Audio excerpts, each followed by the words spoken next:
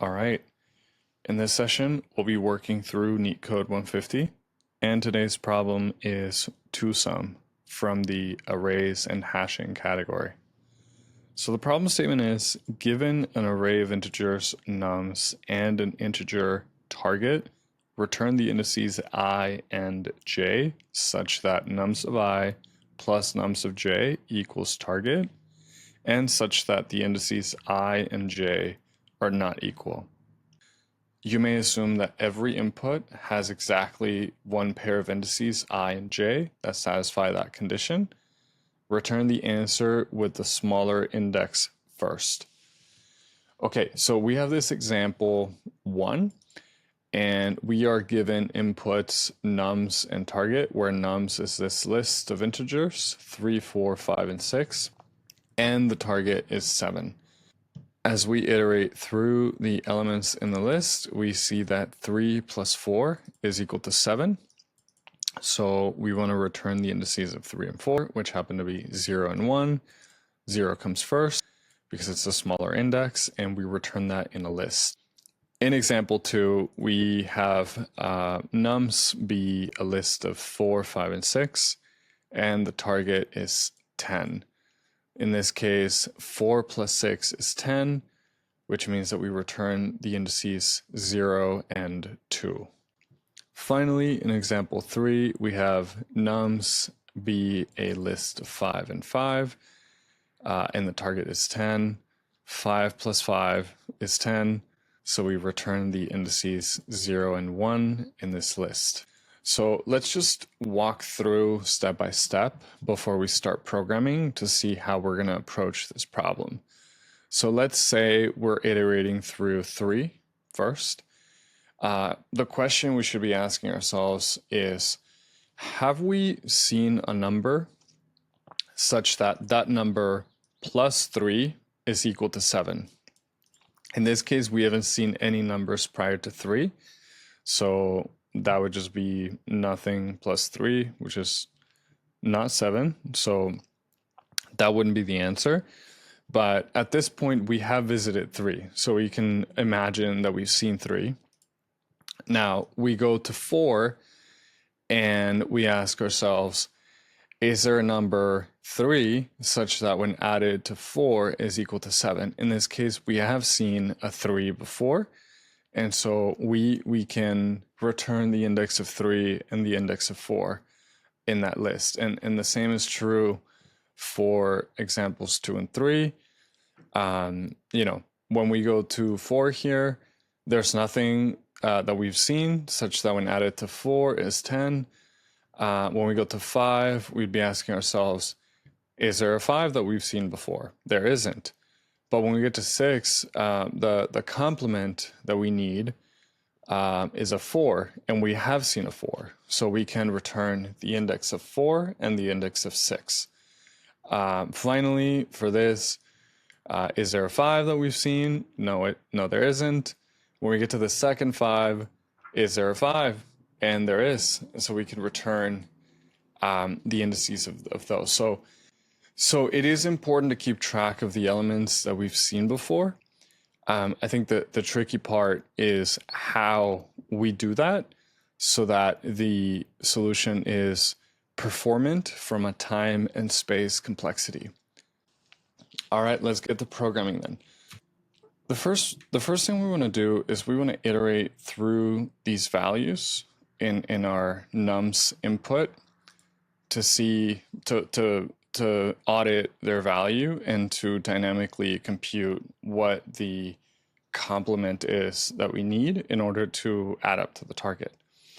So we're going to set up a variable here with I set to 0.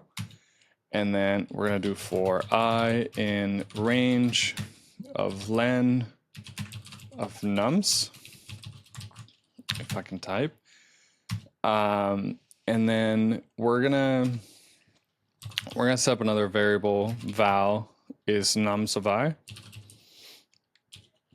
So let's think about what's happening, right? So as we iterate through these index values, in the first iteration, I is 0. So we'd be exploring this value here. So val is going to be set to 3 for that iteration. And then we want to dynamically calculate the complement, right? Like what is the complement of val such that val plus that complement is equal to target. So we're going to do C set to target minus val. Perfect. So at this point, we want to check, right?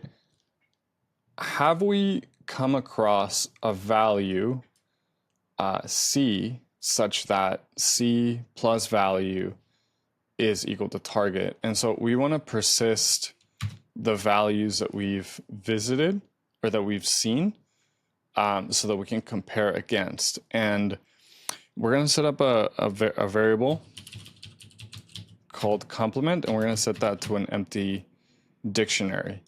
Here is where we're going to store the complements or the values that we've seen before.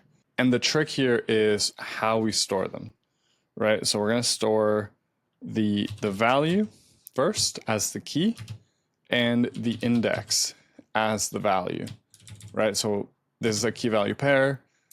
The value is the key and the index is the value. That's a bit confusing, just like the naming of things, but we'll get through that. Okay, so if C in complement, if I can type, oh my God. If C in complement, right, that means that there is a value such that when added to val, that's target. So we can just return that list object. And what we need is to extract the index of the complement.